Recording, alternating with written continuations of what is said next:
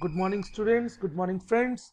Today your IP teacher Tushar Agarwal is here with some questions that are based on the control flow of statements and Python fundamentals that we have already discussed. Now friends, we have to look at some of the questions which might come in your exam. Now there are several questions such as you have to find the error, you have to find the output. So without wasting much time, I am going to the questions now. These are the questions. Okay, now first question is, I'm taking from the very first chapter. Your first question is, what is the difference between address bus and data bus? Friends, this question is from your first chapter, that is computer system overview. Now we have to tell the difference between address bus and data bus. Now the major difference between address bus is that the address bus identifies the source or destination of data. Means address bus is used to store, identify the destination of data, where it is located. Whereas data bus are used to carry signals. Now address bus identifies the source or destination of data, and data bus carries signals, right? So this is the major difference between the both. One is used to carry the signals and other is used to store, identify the destination. Now what is a Unicode? Friends, this is a very important question. Now it ever comes in your board exam also. What is the difference between ASCII and Unicode? Friends, as I told you earlier, that in ASCII we are having a limited number of digits or information standard to represent a language which is not sufficient in its own. So here comes the Unicode. Now Unicode is also information technology standard that uses a wide range of characters, around 143,696 graphic characters, 163 format characters and 65 control characters, covering up to 154 modern and historic scripts. It covers up to 154 modern and historic scripts, as well as multiple symbol sets, emojis, etc. So in all, which the things which are not provided in the ASCII code are all present here. Now next is, what is the function of a memory? Now who will tell me what is the function of a memory? Now function of a memory is to do storage. The basic function of a memory is the storage, or we can say memory is the faculty of the brain by which data or information is encoded. Now what are its units? Its units are, what are its units? Who will tell me? Who will tell me what are the units of memory? Now there are various units of memory. I will tell you. Number one is bit. It is the smallest one. Bit means the computer memory unit starts from bit. It means the computer memory unit starts from bit. Now the next thing is byte. It is a fundamental unit to measure data. Byte is a fundamental unit to measure data. Then kilobytes. Now friends, kilo means 1000, but in our computer, in technology, kilo means 1024. What kilo means? 1024, right? We can move on with GB, TB, YB, PB, petabytes, terabytes. Okay, so there are so many. So the function of memory is to do storage, and units are bit, bytes, kilobytes, etc., etc.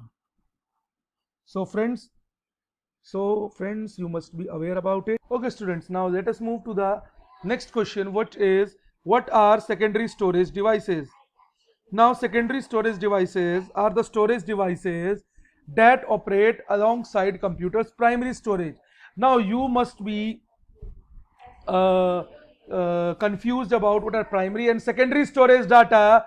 Now secondary storage is any amount of data we can have, like from a few megabytes to petabytes. For example, your hard drives, your external flash drives, your pen drives, all come under secondary storage devices. Now next question is, what is a difference between a keyword and a variable? Now a keyword, what is a keyword? A keyword are some reserved words which are used for some special purposes. Keywords are the special words that are used for some special purpose, and variable are the stored memory locations onto the memory that are used to indicate the values. Now, what are the various naming rules of variable? First, it should not start with a digit or a special symbol. It should have only underscore as the special symbol. Alphabets uppercase A to Z and alphabets lowercase a to Z are used. Now next is, write a program to calculate simple interest by inputting the value of principal and time. Assume time is 5 years. Right, so I will make it rate. It is not time, it is rate. Okay, so friends, this is your question and you have to put your logics. Now first, what you have to do, you have to declare three variables. First is principal, second is rate, and the third is time. Now time is fixed as 5 years. Principal and rate we will take from the user. By inputting means from the user, then you have to apply the formula. Now friends, there are some questions which will come into your exam in the form of outputs. Now the question will be, find the output generated by the particular code. Now A is equal to 5, B is equal to 10. What it means? It means A is equal to, it means A is equal to A plus B. And what does this means?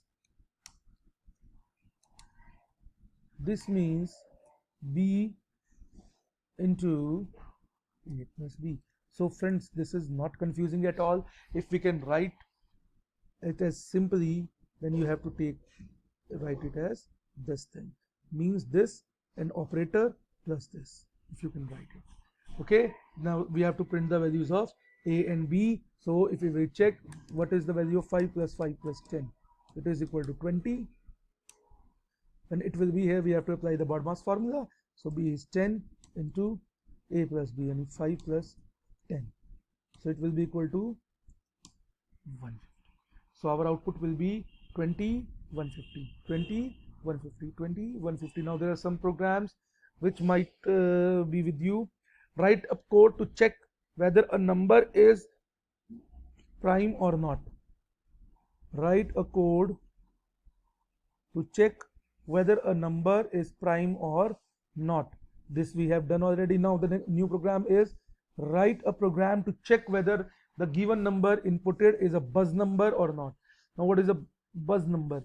Now buzz number is a number which ends up with 7, means the last digit is 7 or divisible by 7. So this is your homework. This you have to make and show it to me, right?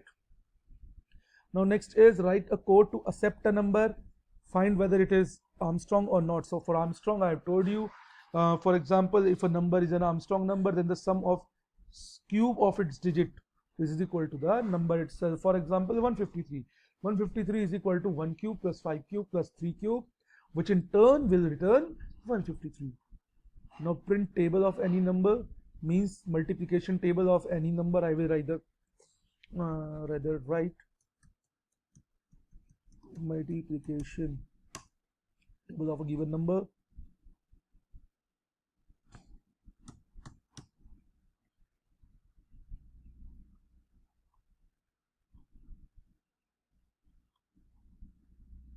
Right, now the next question is, state some distinguishable features of Python. Now friends, I told you Python is an interpreted language, means only the interpreter is there, no compiler as compared to Java.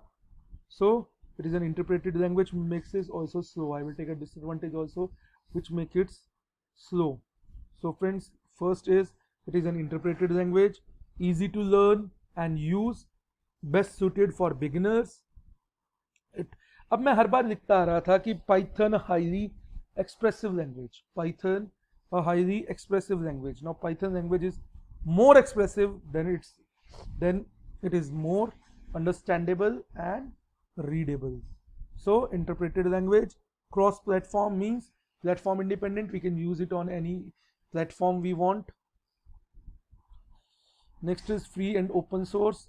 It is free of cost and open source, right?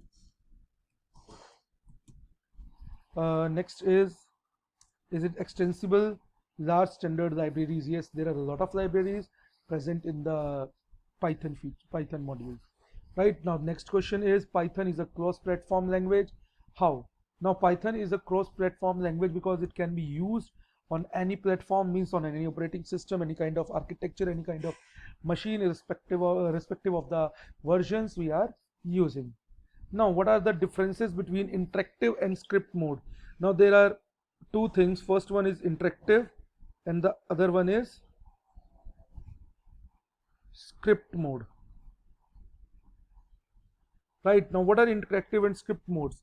Now the normal mode is the mode where the script and finish. Okay, now means normal mode is the mode where scripted and finished, मतलब जहाँ हम लिखते हैं और इसको खत्म करते हैं वो हमारा normal mode है. Now we have to learn two things: interactive mode and script mode. Interactive mode and script mode. So interactive mode is a command line shell which gives intermediate feedback for each statement, means where we have been getting the line by line analysis of our statements. It is called interactive mode. Whereas script mode is the normal mode we call. Now interactive mode is a good way to play around and try variations on syntax as it is giving line by line. Okay, so moving on to the next question, what is the difference between Java and Python? Now both are object oriented languages. This is the common feature. Next thing is both are cross-platform languages, right? So these are the similarities, and now we will just come to the differences. Okay, now the first difference is Java is a pure object oriented, whereas it is not. Now what is, first we will discuss what is Python and why it is used. Because Python is a very simple has very simple syntax as compared to Java, means the syntax of Java are much more complex than Python. Python has its auto installed shell, but in Java we have to go to command mode to install the shells. Python is cross compatible, means we can run anywhere, which is also available in Java, but somehow it needs to be the same version. Python is a portable language so that it can run on a wide variety of operating systems. Now Python helps you to make complex programming simpler. Python offers database interfaces to all major commercial DBMS systems, support interactive and functional programming. Python is famous for its Internet of Things use. Now Java provides a detailed documentation, a large pool of skilled developers, because it is a very famous and old language. It is multi-threaded environment. Okay, now moving on to the next question. Now next question is difference between argument and parameter. Friends, argument and parameters are both passed onto that function. Now argument is what you can argument are the direct values that are passed on to the function, whereas parameters are the variables. How can you use square foot? By importing square function, by importing math module. Significance is we don't have to drive any formula, we can use them directly. What is the utility of range function? Now in range function we directly can have access to the three things: our initialization, text expression, and step, means updation, for which we have to run. Now in for loop we will use a range function. For I in range x comma y, whatever the values of x comma y, it will run up to that. Now range function provides us with the range that from this value to this value we can run. So friends, this is it from my side. Thank you very